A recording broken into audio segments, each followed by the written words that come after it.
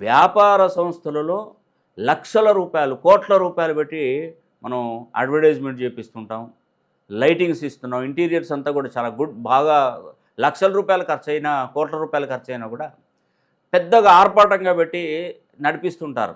కానీ నడిపించినా కూడా వ్యాపార సంస్థలలో నష్టాలు జరుగుతూ ఉంటాయండి. ఎంత చక్కగా ఎంత తక్కువ రేట్లు ఇచ్చినా, ఎంత క్వాలిటీ మెయింటైన్ చేసినా అసలు డెవలప్మెంట్ అనేది ఉండదు. అలాంటి వ్యాపార సంస్థలు నడిపేటువంటి వారికి నేను ఒక రెమెడీ చెప్తానండి. అదే వాస్తు చక్రం. ఈ వాస్తు చక్రానికి ఏంటంటే ధనాకర్షణ, జనాకర్షణ అనేది కూడా ఎక్కువగా ఉంటుందండి. ఇది 8 యంత్రాలు దిగ్బంధించి ఉంటాయి ఈ వాస్తు చక్రంలో.